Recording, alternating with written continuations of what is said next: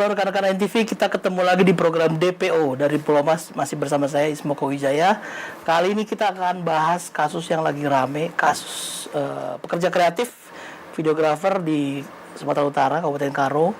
Kasus Amsal Sitepu yang hari ini kebetulan Rabu 1 April 2026 Amsal Sitepu divonis bebas oleh pengadilan setempat. Nah, kita sudah kedatangan tamu luar biasa untuk membahas dari sisi kreatif kenapa kok pekerja kreatif bisa dienolkan. Nah, ini nih. Telah hadir di studio, terima kasih Abang Fauzan Ramadan, Wakil Ketua Bidang Hukum Gerakan Ekonomi Kreatif Nasional atau Gekraf.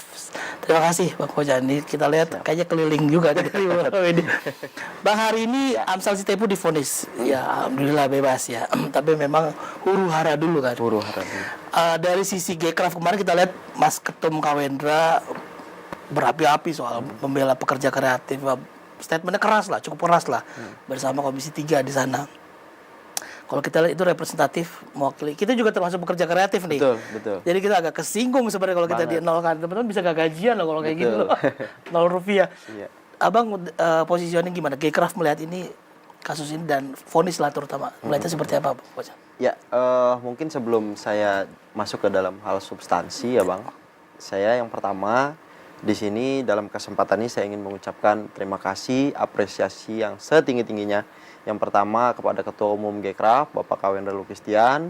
Lalu yang kedua kepada Ketua Komisi 3 DPR RI, Bapak Habibur Rahman yang sudah mengawal kasus ini. Betul. Yang berikutnya kepada Hakim di Pengadilan Negeri Kabupaten Karo atau Medan, yang memang sudah memutuskan bahwa Amsal Sitepu itu tidak bersalah dan sudah putusan vonis bebas. Lalu yang nggak kalah pentingnya, saya ingin mengucapkan apresiasi atas support dukungan selama ini bagi kader Gekraf yang ada 40.000 Bang di Indonesia dan juga di luar negeri. 40.000 banyak kita. juga ya? Banyak. Dan juga yang terregister ada 27,4 juta keluarga besar Gekraf di seluruh Indonesia. 7,4 juta. Itu Bang. Okay. Nah, masuk ke substansi. Ya. Apa yang tadi Abang tanyakan, nah memang dari awal sih Bang, dari awal itu kita melihat kasusnya Amsal ini itu luar biasa Bang. Kemarahan, kekecewaan, kesedihan gitu ya. Bagi para pelaku ekonomi kreatif. Di mana kasus ini hadir di saat semua industri kreatif digital ini sedang marak-maraknya loh Bang. Lagi gairah-gairahnya, viral-viralan ini kan. Tiba-tiba 0 rupiah kita. 0 rupiah ini jadi, waduh gitu loh Bang. Sakitnya kan. Sementara kita juga tahu bersama gitu loh. Membuat konten atau videografer di desa ini kan berbeda Bang. Dengan membuat konten di kota. Kan gitu. Lebih effort kayaknya di sana. Waduh, luar biasa Bang. Kalau lihat videonya sih cakep banget itu ya. Cakep banget Bang. Itu kan kawasan terdampak. Ini ya, bencana ya. Bencana. Dan juga kan kita juga sempat ngobrol-ngobrol Bang dengan teman-teman di Karo itu ternyata secara geografis Bang. Oh, ya gimana? Antara desa satu dengan desa lain ini lumayan jauh Ini Bang. 20 desa malah. Ini 20 desa gitu kan. Nah, bener deh. Sementara Amsal ini memang dia kan bekerja itu ada tim Bang. Punya tim pasti ya. Dia punya tim gitu kan. Nah, karena dia merasa ini kampungnya, ya kan? Dia mengerjakan itu di luar daripada target, Bang. Oh, di luar target justru. Iya. Jadi dia full. Total football dia. Iya, 30 hari diselesaikan 12 hari. Coba bayangin. Nah, apresiasi harusnya dong, Bang. Harusnya ya. Prestasi dong. Ya kita tahu lah kawan-kawan di dunia digital seperti ini, editor itu kan kalau bisa kerja cepat itu wah apresiasi tinggi-tingginya gitu kira-kira kan. Ini malah dicurigai nih. Ini malah 12 hari. Angkanya 30 hari. Oh ya masuk nih Bang. Itu. Oh, dia justru dasar inilah Bang yang dijadikan dasar oleh auditor atau inspektorat.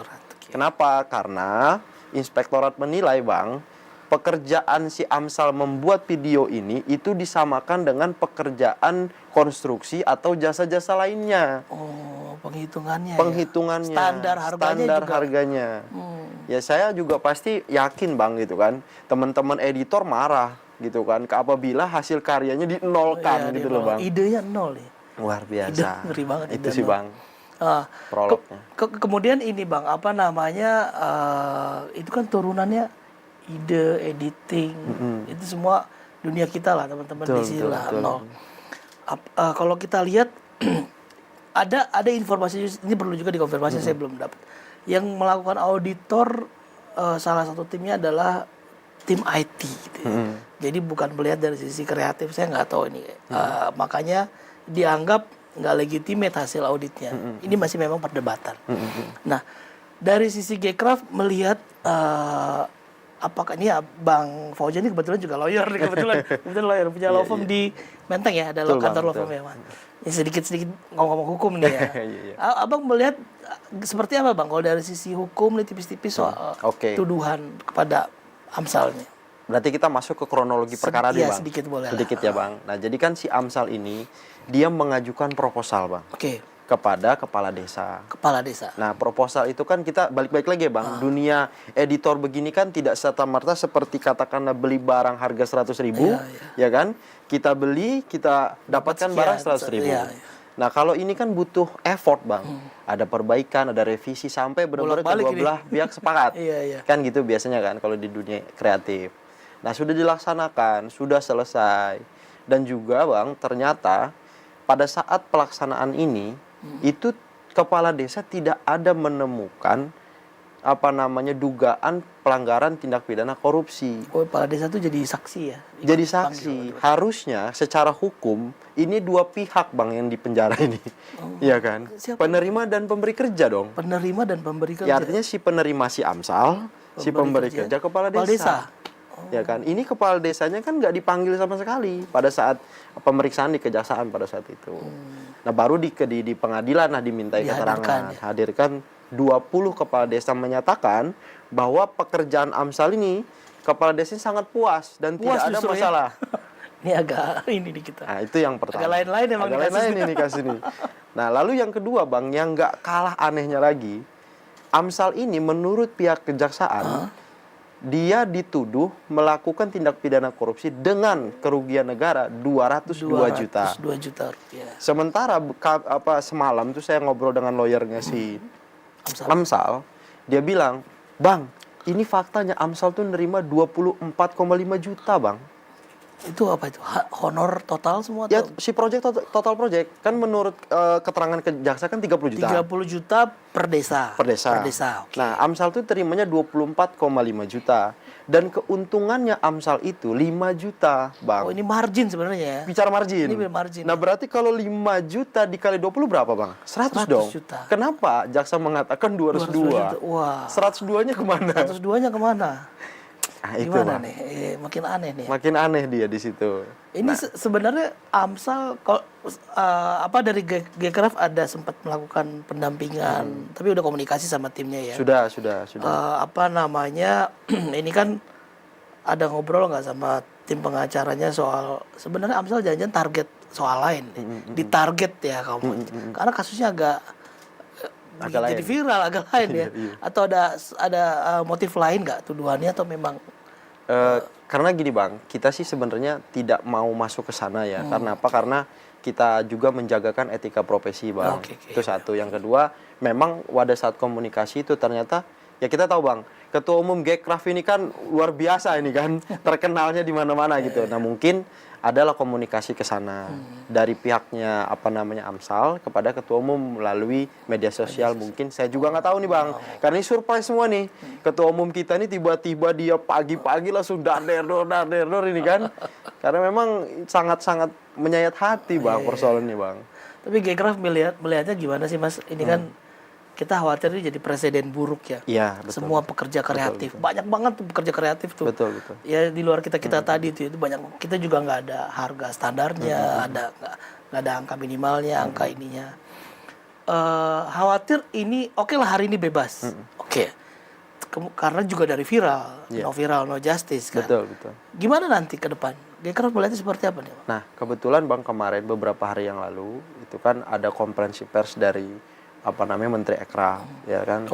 Menteri Ekraf ingin mengeluarkan permen, Bang, terkait dengan peraturan menteri terkait dengan pedoman standar biaya tadi Bang. Oh, emang lagi di draft ya? Lagi di draft gitu. Nah, dan juga kan di sana ternyata Bang, di Kementerian Keuangan itu sudah ada payung hukumnya terkait SBM itu, standar SBM, biaya minimum. Standar biaya minimum. Nah, inilah yang dipakai Bang acuannya Di Permen itu di nanti. permen ini nanti. Nah, tapi menurut Menteri Aircraft itu nanti akan dibuat SBK namanya Bang.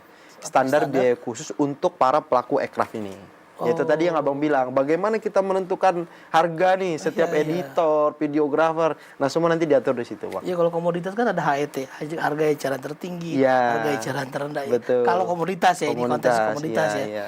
Tapi kalau pekerja kreatif SBK istilahnya ya. SBK menurut Menteri Standar Ekonomi biaya Kreatif. khusus ya. Khusus. Itu, Bang. Di draft permen ini nanti berarti disebut harganya.